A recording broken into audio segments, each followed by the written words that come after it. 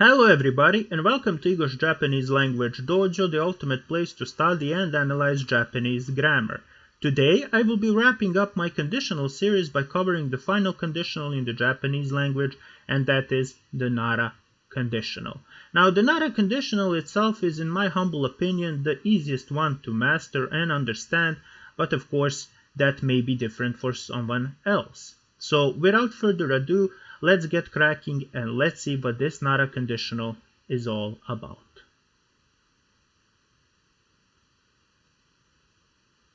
Now, like we have done with all of the previous conditionals, let's see what are the basics of the Nara conditional. Well, we must first know how to attach Nara, and we attach it to the plain form of verbs, adjectives, and nouns. So this one, let's say, aspect of Nara is pretty simple.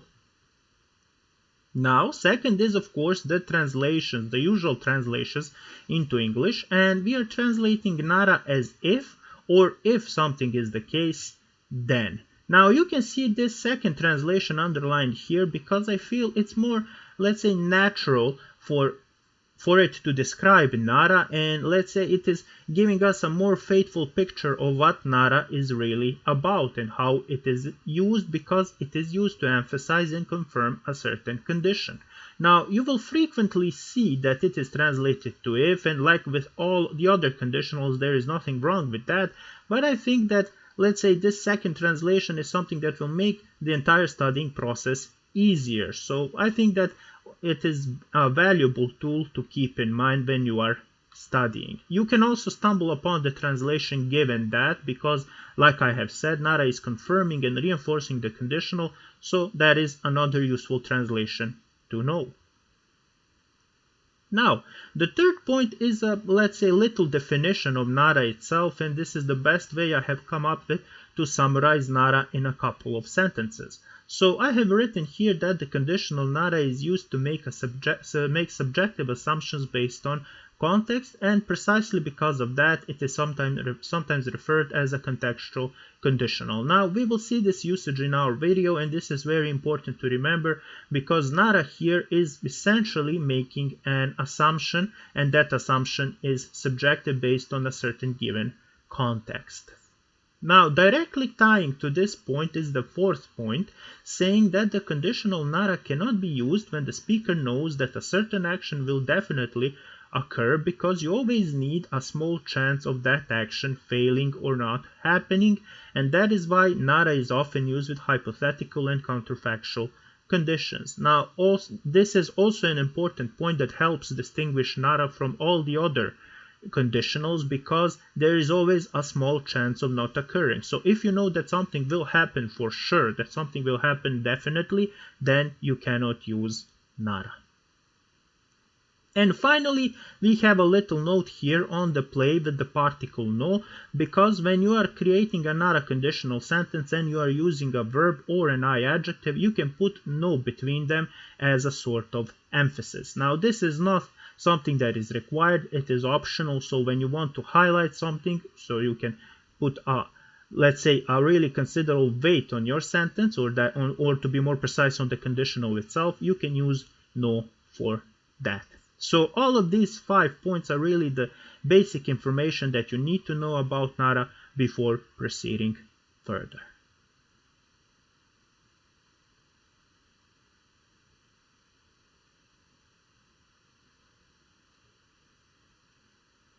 Now that we have covered the basic information on the Nara conditional, let's get in usage with our example sentences. And let's start with something simple. Hanka ga e iku nara kusuri ya niyotte kudasai. If you go downtown, please stop by the pharmacy. As you can see here, all the required points are checked for the usage of the Nara conditional. First, we have attached it to the plain form of the verb iku, meaning to go, and Nara here is used because we are presuming here that the listener is going downtown. Perhaps we know that he has a tendency to go on a certain, let's say, timetable, or at a certain part of the day. Maybe he's walking to his car, maybe he's getting dressed up, and that is why in the second part of the sentence we are introducing a personal request. We are asking him to stop by the pharmacy. So here we are assuming that he is going downtown, but once again we are leaving the window open for that action not to happen. Perhaps he is not going anywhere, or he is maybe going somewhere in the vicinity, or maybe going to some other place. Now our second sentence here just further expands on the elements that we have seen used in the first sentence, and it goes as follows. Kimono o kau nara Moemi-chan no fukushokuten e ikimashou. If you want to buy a kimono, let's go to Moemi's clothing store. So once again, here we are making an assumption that our listener wants to buy a kimono, and if that is the case, then we are suggesting that we should go to Moemi's store. So once again, you can use the alternate translations here, saying that if you really want to buy a kimono, if you want to buy a kimono, then given that you want to buy a kimono, so really those other translations are something that you can also choose to use, or you can maybe settle with simply if, as I have done here. Now let's see our third sentence. Osake o nomu nara byakko toyu izakaya ga ichiban desu. If you want to drink sake, the Byakko pub is the best. As you can see here, we have a pattern repeating itself. We are making an assumption that our listener here wants to drink sake, and we are saying that the pub Byakko is the best one to do so. So once again, we are creating a personal assumption with Nara in the first clause, and in the second we are explaining something, giving our own subjective evaluation of the object that will help our listener here fulfill that desire if he indeed wants to drink sake. But always remember, we are leaving a certain window of opportunity for that action not to happen, or for it to be false or untrue. And our final sentence is the longest one, but also serves and follows the same pattern of the usage of Nara as a conditional. Geijutsu no rekishi o benkyou suru nara, koten teki na geijutsu toyu hon o katta hou ga ii. If you want to study the history of art, then you should buy the book Classic Art. So once again, we are creating an assumption here, our personal judgment based on the information we have, and we are assuming here that our listener wants to study the history of art, and we are recommending him a certain book. So as you can see from all of these examples here, Nara, when used as a conditional, is based on your personal assumptions. You're assuming something that might be true about a listener, about a certain thing, but you are always leaving a window of opportunity for that action not to happen. And after that, you are giving some sort of a personal judgment, or maybe some of your personal stance on a topic, or to be more precise, your stance, your attitude towards the very conditional that it is being expressed. So all of these examples follow that pattern. But let's expand a bit on this pattern of usage of Nara as a conditional in our second section of the examples.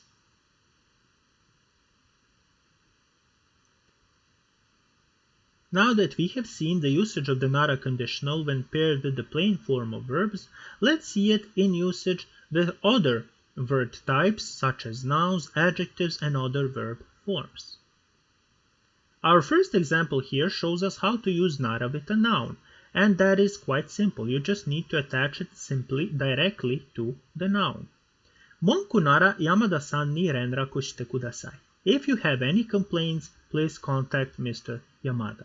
Now keep in mind here that we are with Nara creating a subjective assumption that that person may have some complaints, maybe 1, 2 or more, or maybe none at all. That is why we are here leaving a, let's say, certain window of opportunity for that to be not true, for him not to have any complaints. Now our second sentence here shows us how to use Nara with the negative form of verbs. Yamamura-san wa shitsumon ni kotae tagaranai nara, watashi mo kotaetaku nai. If Mr. Yamamura doesn't want to answer the question, I don't want to answer either. So as you can see here, once again, we are directly attaching Nara to the negative form. Now our third example here shows us the usage of Nara with an adjective. Atsui nara mado o akemashou. If it is hot, let's open the windows. Like I have said, if you want to emphasize here the condition, you can always insert no between atsui and nara. And our final example shows us once again the usage of nara with a noun, and it goes as follows. Aoi yukata nara Moemi-chan no fukushokuten ga ichiban desu. If you want a blue yukata, Moemi's clothing store is the best. So once again you can see that we have attached nara directly onto the noun, and here we cannot add no between the two. Now as you can see here, it's straightforward, really that simple. You just need to attach nara directly onto the word type you are using, and the only thing that you really need to keep in mind is that the emphasis of the condition can only happen when used with verbs and the I adjectives. Other than that, always keep in mind that when you are using the conditional nara, you are always leaving a certain window of opportunity for that action not to occur or not to be true. And you can always apply that logic to each of our sentences here. In the first sentence, we are leaving a window of opportunity for our listener to not have any complaints at all. Or in the second, we are also leaving a window of the opportunity that Mr. Yamamura wants to answer the question, or a third, that maybe it is not hot, or if our listener in the final sentence maybe wants something else and not a blue yukata. So those are the things that you really need to watch out for when you are using the nara conditional.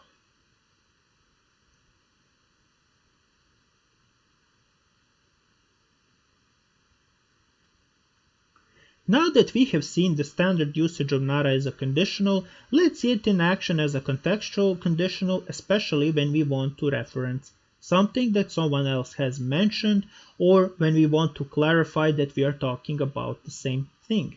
Here I will be using conversational pieces to illustrate this usage of nara as clearly as possible.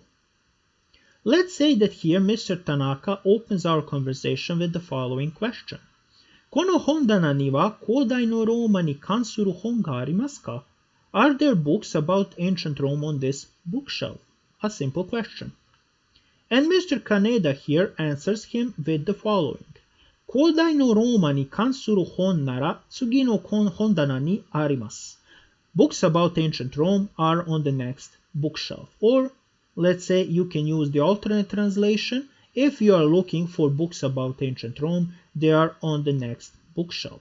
Here you can see nara used as a reference point because Mr. Kaneda here wants to confirm and clarify that they are both talking about the same thing. They are referring to the same thing, and that is a set of books that is concerned with ancient Rome. Now, our second conversation also illustrates this perfectly and gives you a chance to see how can you use nara to clarify that you are talking about the same thing, even though it is not directly mentioned as in our first conversation piece. Suzuki-san here asks the following. この店の窓にある小説を読みましたか? Have you read the novel in the window of this store? So he is only saying to us that that novel has been put in the window store. And Mr. Yamamura, using this information, answers him with the usage of nara here. 最後の冒険という小説ならもう読みました. If you are talking about the novel The Last Adventure, I have already read it. So once again, nara here has been used to clarify that they are both talking about the same thing. And this is something that nara is frequently used in everyday Japanese, especially in spoken Japanese, and that is why I suggest that you practice this usage of nara extensively, because the contextual conditional usage of nara is very frequent. And you can see here that for reference purposes, it's perfect.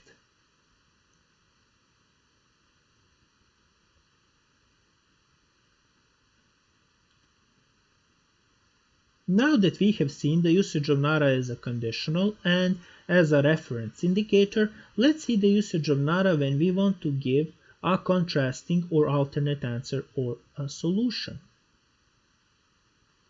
Once again, I will be using conversational pieces to illustrate the usage of Nara in this vein, and Tanaka-san will once again begin the conversation with a simple question. Kayobi ni ishou ni benkyou shimasu ka? Would you like to study with me on Tuesday? And let's see the answer he gets from Mr. Harada. Suyobi nara ii desu. I can if it is on Wednesday, but not on Tuesday, as you can see highlighted here. And the Nara usage here is dead simple. You're providing here an alternate answer to the question that has been posed by Mr. Tanaka. So he cannot study with him on Tuesdays, but he can on Wednesdays. And the commonly accepted translation here is I can on Wednesday, or I can if it is on Wednesday. The inclusion of that, but not on Tuesday, I have inserted here just to help you understand the usage of Nara a little bit better when you are using it to give a contrasting or alternate answer or solution. Let's see our second example here, but this time Mr. Suzuki is asking a question. Akai hanagara no yukata ga arimasu ka? Do you have a yukata with a red floral pattern? And he receives the following answer from Mr. Yamamura. Akai tsurugara nara arimasu. I have one with a red crane pattern, but not with a red floral pattern. And once again, the accepted translation here would be I have one with a red crane pattern. You can see here that the Nara usage is really simple. You are just giving here an alternate answer or solution here. And you can see that in our first example with Wednesday, in our second with the yukata with a red crane pattern. So that's pretty much all that you need to know about this usage of Nara. So when you want to answer someone's question by providing him an alternate or contrasting answer, you can use Nara to do so.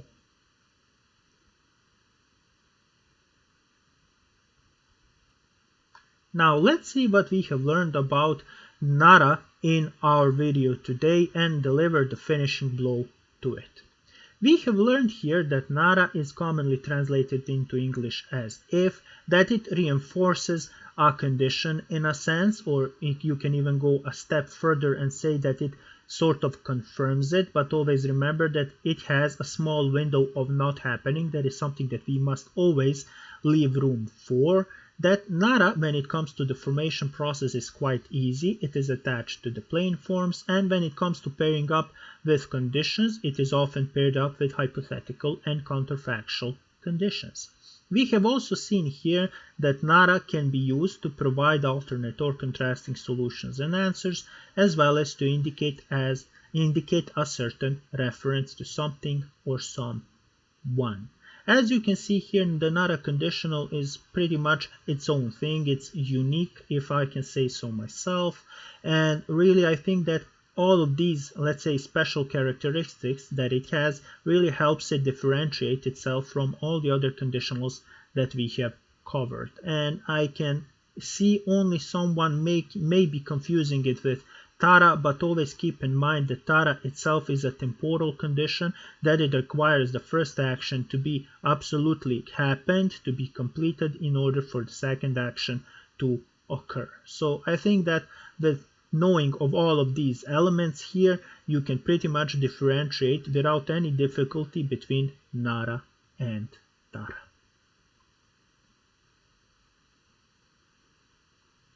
Otsukare-sama deshita, my dear Shokun, and thank you for watching this video about the Nara conditional in my conditional series. I really do hope that you have managed to learn something about the Nara conditional, or at least that I have managed to answer some of your questions regarding it.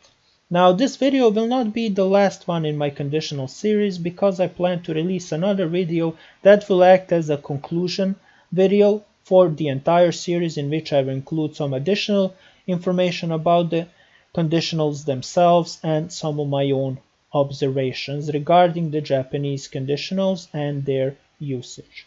So once again, thank you for watching, and I hope to see you again in the dojo next time. Sayonara!